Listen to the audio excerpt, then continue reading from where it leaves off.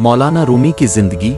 जलाल al-Din Rumi, जो सिर्फ रूमी के नाम से जाने जाते हैं, शायद फारसी ज़बान के सबसे अजीम शायर थे और मुस्लिम तहरीर और सकाफत पर उनका गहरा असर था। उनकी शायरी आज भी दुनिया भर में मशहूर है और वो अमेरिका में सबसे ज़्यादा फ़रोख्त होने वाले शुअरा में से एक हैं। रावी पस मंज़र में। फारसी सल्तनत के दिल में बल्ख शहर में 30 सितंबर 1207 को एक बच्चा पैदा हुआ जो एक दिन अपने मोहब्बत और रूहानी बसीरत के अल्फाज से दुनिया को मुनव्वर करेगा। इसका नाम जलाल अल-दीन मोहम्मद था, लेकिन तारीख इसे मौलाना रूमी के नाम से जाने वाली थी। बाप बहाउद्दीन, वलद जलाल अल-दीन। याद रखो, मोहब्बत के बगैर इल्म नामुकम्मल होता है। हकीकी हिकमत दिल को समझने में है, सिर्फ दिमाग को नहीं। नन्ना रूमी मासूमियत से, लेकिन वालिद में दिल को कैसे समझूं? बहाउद्दीन मुस्कुराते हुए, तुम सीख जाओगे मेरे बेटे। जिंदगी के सफर में दिल अपने राज इफ्शा करेगा। रूमी ने अपने इब्तिदाई सालों में, जैसे इस वक्त के कई मुसलमानों ने किया, अरबी, कानून, अहादीस, नबी मोहम्मद सल्लल्लाहु अलैहि वसल्लम की अक़वाल की किताब, तारीख़, कुरान, थियोलॉजी, फ़लसफ़ा, रियाजी और फलकियात की तालीम हासिल की। रावी पस मंज़र में। जब रूमी एक कमसिन लड़के थे तो उनके ख़ानदान को बल्ख छोड़ने पर मजबूर होना पड़ा। वो मंगोलों की यलगार से भाग रहे थे जो ज़मीन पर फैल रही थी। उनका सफ़र इस्लामी दुनिया के मुख्तलिफ शहरों से गुजरता हुआ निशापुर से बगदाद तक पहुंचा। नन्ना रूमी अपने वालिद से, वालिद हम अपना घर क्यों छोड़ रहे हैं? बहाउद्दीन उफ़ुक़ की तरफ देखते हुए, कभी कभी मेरे बेटे हमें अपने मानूस माहौल को छोड़ना पड़ता है ताकि हम वो रास्ता पा सकें जो अल्लाह ने हमारे लिए मुकर्रर किया है। ये सफ़र तुम्हें इस मुक़द्दर की तरफ ले जाएगा जिसे तुम अभी नहीं देख सकते।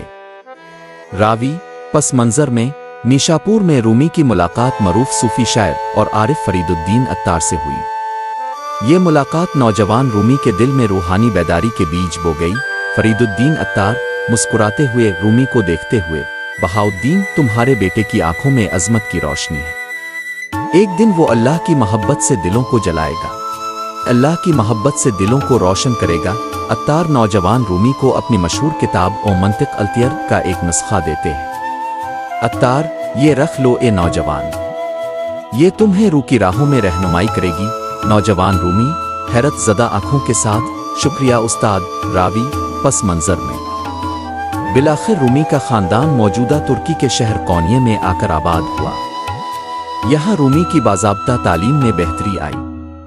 उन्होंने इस्लामी फ़िक़्ह, थियोलॉजी और फ़लसफ़ा का मुताला किया और अपने असातिज़ा और साथी तालिब इल्मों के नज़दीक एक ज़हीन आलम के तौर पर पहचाने जाने लगे।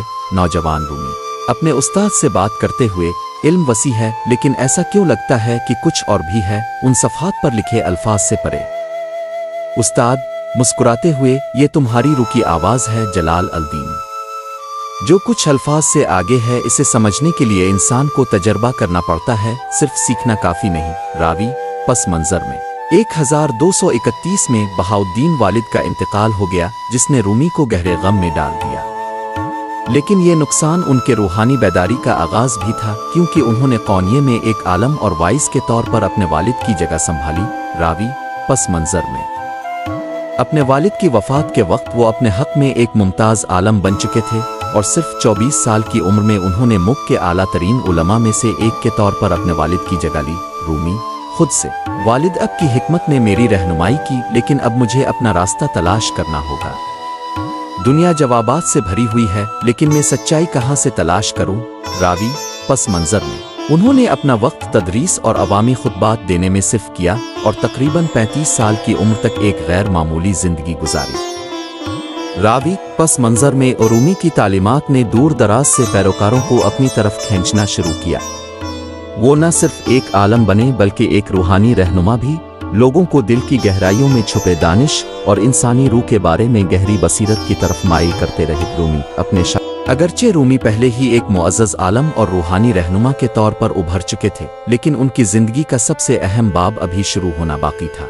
शम्स तब्रेज़ी की आमद, जो एक भटकता हुआ सूफी था। वो रूमी की रूह में इलाही मोहब्बत की आग को भड़काने वाला था और हमेशा के लिए उनकी जिंदगी और शायरी का रुख बदलने वाला था। सफ़र जारी है। ए अल्लाह, मुझे इस सच्चाई की तरफ रहनुमाई फरमा जो लफ्ज़ों से परे है। ये सिर्फ रूमी के सफ़र का आगाज़ है, एक ऐसी मीरास की बुनियाद जिसने आने वाली सदियों तक दुनिया भर के दिलों और रूहों को मुतासिर किया। 1244 के ख़िज़ा में रूमी की ज़िंदगी में एक गैर मुतवक्के मोड़ आया जब उनका सामना शम्स तब्रेज़ी से हुआ, जो एक भटकता हुआ सूफ़ी था। ये मुलाकात हमेशा के लिए रूमी की ज़िंदगी को बदलने वाली थी, जिसने एक आलम को इलाही मोहब्बत के शायर और सूफ़ी में तब्दील कर दिया। शम्स खामोशी तोड़ते हुए रूमी से, मुझे बताओ, आलम मोहम्मद और बायज़ीद बस्तमी में से कौन बड़ा है?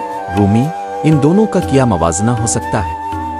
मोहम्मद तो खुदा के नबी हैं, जबकि बायज़ीद महज एक वली है। शम्स पुरस्रार मुस्कुराहट के साथ, बिल्कुल ठीक। लेकिन फिर मोहम्मद ने क्यों दुआ की? ए खुदा, मैंने तुझे वैसा नहीं जाना जैसा तुझे जानने का हक था। जबकि बायज़ीद ने कहा, मेरी अज़मत के लिए अल्लाह की हम्द हो। मेरी अज़मत कितनी बड़ी है?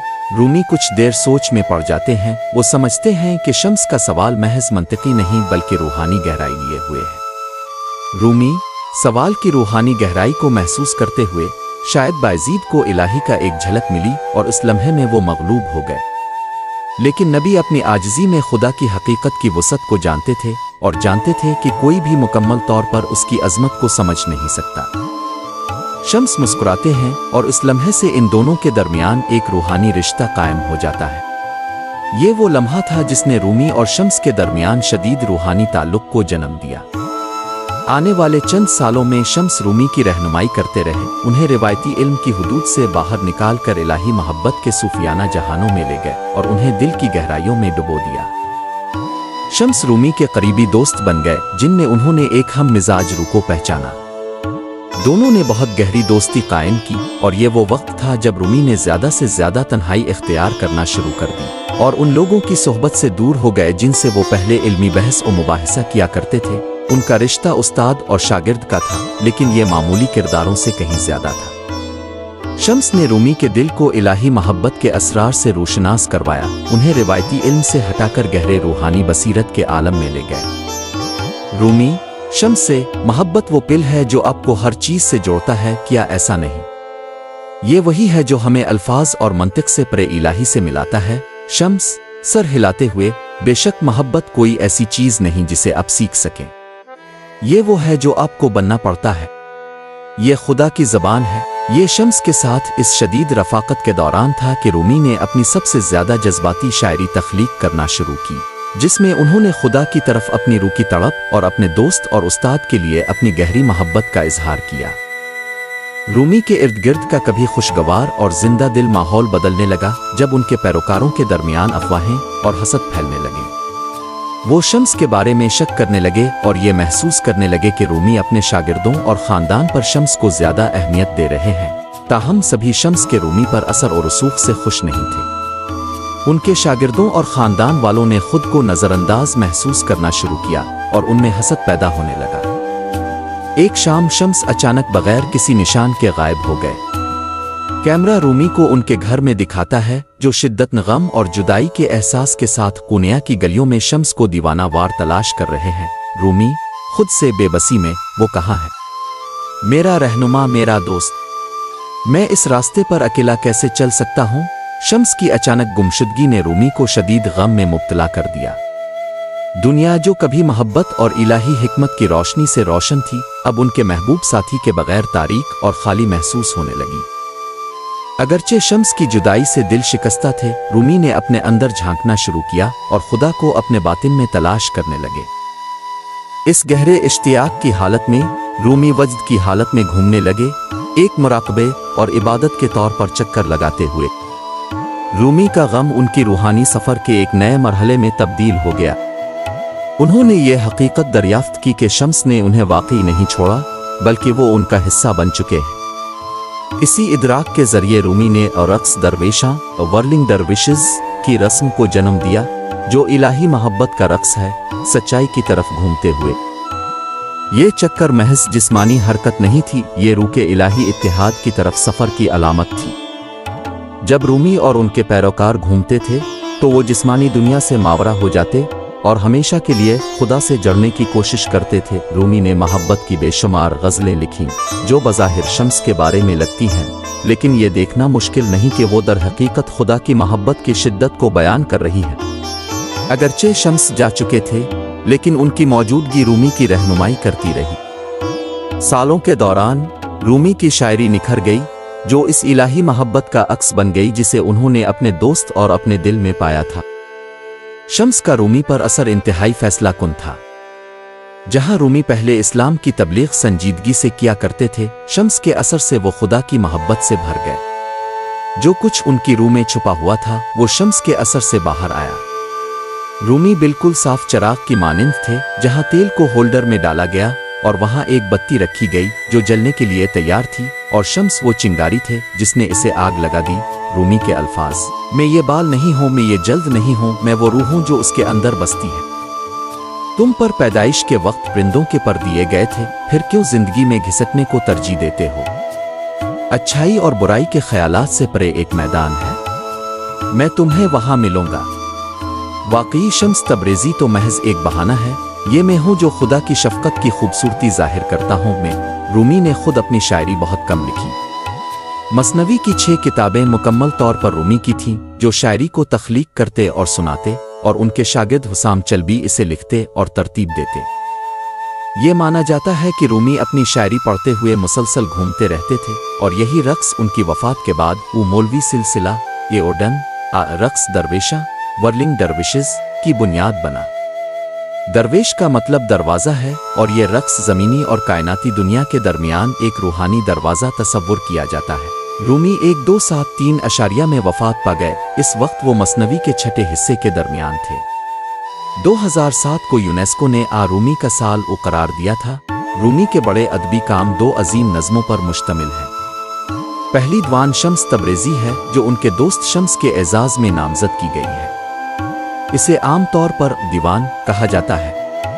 इसमें तकरीबन 40,000 आयात हैं जो एक पुरजोश और मुतहर्रिक अंदाज में लिखी गई है। ये कहा गया है कि दीवान रूमी के रक्स रूहानी हालत में होने के एहसासात की नुमाइंदगी करता है। मसनवी उनका दूसरा अहम काम है। ये 25,000 आयात पर मुश्तमिल है, जो 6 किताबों की सूरत में है।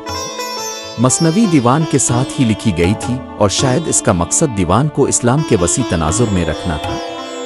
यह कुरान के कुछ पहलुओं की वजाहत है, जिसे सूफियाना सियाक और सबाक में रखा गया है। मसनवी इन रूहानी मकामात और हालतों की तशरीह करती है, और उन्हें इस्लामी और सूफी तालीमात और अमल के मजमूई सियाक में रखती है। दरहकीकत रूमी के काम की बहुत सी तराजिम में एक मसला उनकी मोहब्बत पर मबनी नज़मों को उनके खुदा और इस्लाम पर अकीदे से अलहदा करने का है। उनकी शायरी के बहुत से तराजिम महज मोहब्बत की नज़मों में बदल गए हैं, और रूमी को महज एक मोहब्बत के शायर के तौर पर जाना जाने लगा है। मोहब्बत रूमी के काम का एक गालिब हिस्सा है, लेकिन रूमी के लिए यह मोहब्बत खुदा के लिए आला मोहब्बत थी, न कि इंसानों के लिए। रूमी फरमाते हैं, जब तक जिंदगी है मैं कुरान का खादिम हूँ, मैं मोहम्मद मुस्तफ़ा के रास्ते की खाक हूँ। अगर कोई मेरी बातों से इसके अलावा कुछ नकल करे तो मैं इससे बेजार हूँ और उन बातों पर नाराज़ हूँ। बहरहाल उनकी शायरी में इस्तेमाल होने वाली तशबीहात और ज़ुबान ने सकाफ़तों और समंदरों को पार कर लिया है। ये रूमी की मीरास थी, एक पैगाम इत्तेहाद, मोहब्बत और इलाही की अबदी तलाश, जो अंदर और बाहर दोनों में मौजूद है।